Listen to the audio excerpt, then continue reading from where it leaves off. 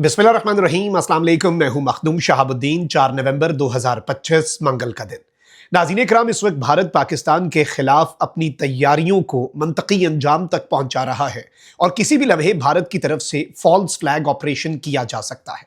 एक ऐसे मौके पर जब सूरत हाल इंतहाई तशवीशनाक है, भारतीय आर्मी चीफ ने कुछ नए ड्रोन्स अनवेल किए और इन ड्रोन्स के साथ ये पैगाम दिया पाकिस्तान को कि पाकिस्तान के खिलाफ ये तबाहकुन ड्रोन जो है ये इस्तेमाल किए जाएंगे। लेकिन पाकिस्तान ने टिट फॉर टैट, पाकिस्तान ने मौके पर ही ड्रोन्स गिराने वाला हथियार जो है वो मंजर आम पर लाकर पूरे का पूरा भारत का गेम प्लान बदल दिया है।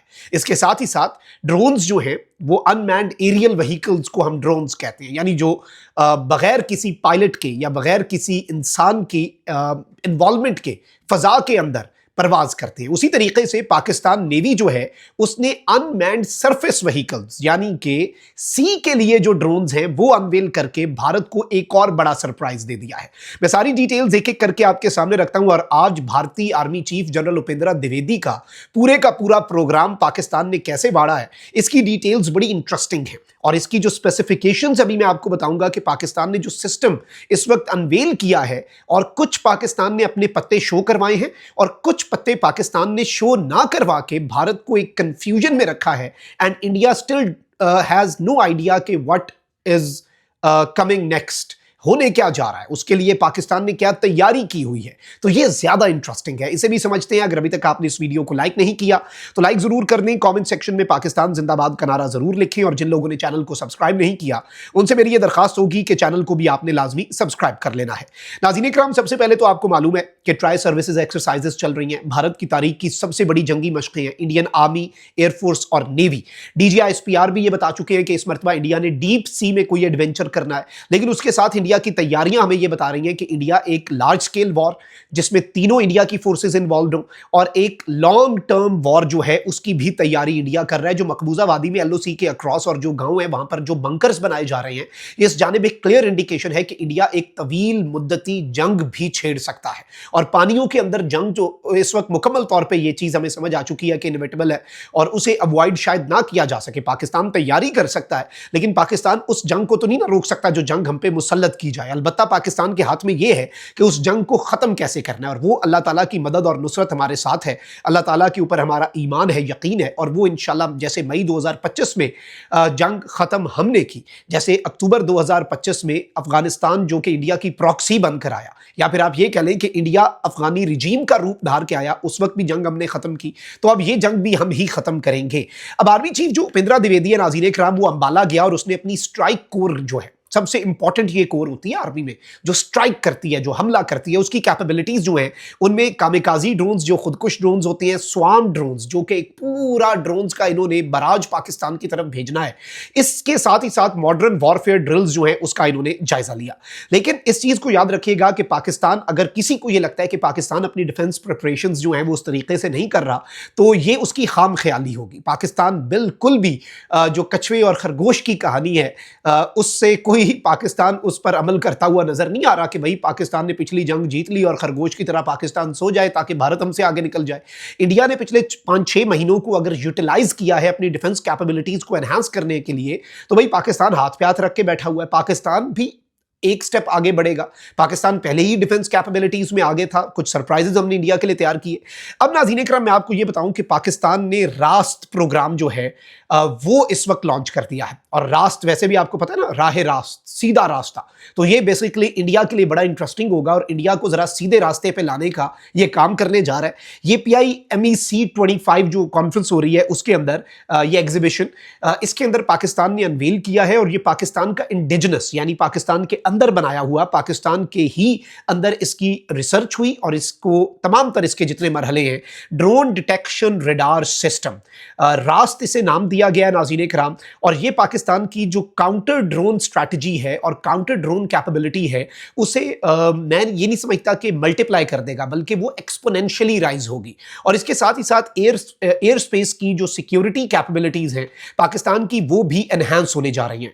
यानी एक ऐसे मौके पर जब भारतीय आर्मी चीफ जो है उपेंद्र द्विवेदी वो अचानक अपनी जो स्ट्राइक कोर है उसका दौरा करता है और बाज़ाब्ता तौर पर एक साथ सैकड़ों ड्रोन्स का स्वाम जो है वो पाकिस्तान में, जैसे रूस यूक्रेन जंग में होता है उस तरीके से वो वहां पर जाकर ये ऑर्डर्स देता है कि ये ड्रोन जाकर पाकिस्तान पर मार दो।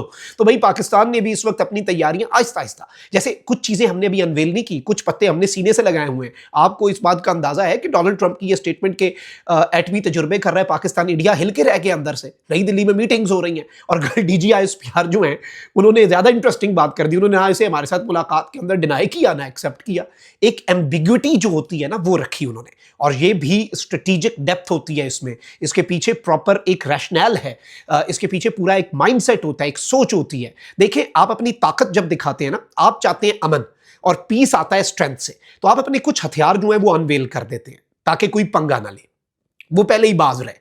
लेकिन जो असल आपके हथियार होते हैं या असल आपकी कैपेबिलिटीज होती हैं, आप उन्हें अनवेल नहीं करते। You don't do that. आप वो पत्ते सीने से लगा के रखते हैं, वो आउट ऑफ सिलेबस आती हैं चीजें, ये याद रखिएगा आप, वो चीजें आउट ऑफ सिलेबस आएंगी इंडिया के लिए।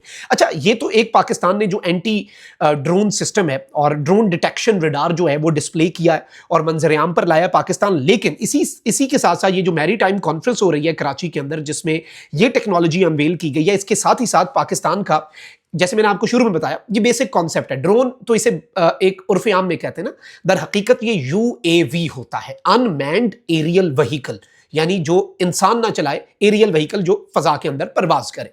उसी तरीके से UCAV होता है, अनमैन्ड कॉम्बैट एरियल व्हीकल, जो जंग के लिए इस्तेमाल होता है। नॉर्मल ड्रोन्स तो आपको पता है फोटोग्राफी के लिए भी इस्तेमाल हो सकते हैं, वो भी UAV है। उसी तरह से UCAV होता है। अब उसी तर्ज पर USVs भी होते हैं, अनमैन्ड सरफेस व्हीकल्स। अब ये जो अनमैन्ड सरफेस व्हीकल है ये क्या होता है? ये सरफेस पे, मतलब ये पानियों के अंदर, नॉर्मली बोट्स और शिप्स, उनके ऊपर पूरा क्रू होता है तो खतरा होता है। लेकिन ये जो अनमैन्ड सरफेस व्हीकल्स हैं, सादा लफ्जों में आप इसे कह लें ये ड्रोन शिप है। ये शिप है लेकिन ये अनमैन्ड है, तो इसलिए आप इसे ड्रोन शिप कह सकते हैं।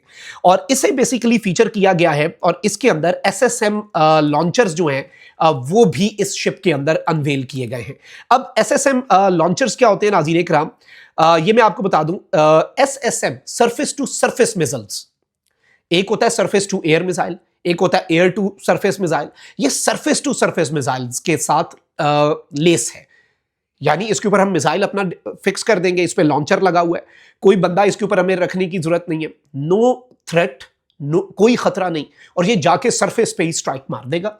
भारत की शिप्स, भारत के जो इंडियन नेवी की शिप्स हैं या इंडियन नेवी के जो नेवी के एसेट्स हैं, जो समुद्र के अंदर एसेट्स हैं, उनके लिए ये बड़ा खतरनाक और मोहलिक चीज होगी। अच्छा, इसे रिसेंटली यूक्रेन ने इस्तेमाल किया है। यूक्रेन ने ऑपरेशन स्पाइडरवेब में अपने ड्रोन्स इस्तेमाल किए थे। उसके बाद क्रेमलिन वाला जो ब्रिज है ना, जो रशिया और क्रेमलिन को मिलाता है, उसे मुनहदिम करने के लिए सैबोटाज अटैक किया था, तो यूक्रेन ने भी ये ड्रोन शिप्स इस्तेमाल की थी अगेंस्ट रशिया।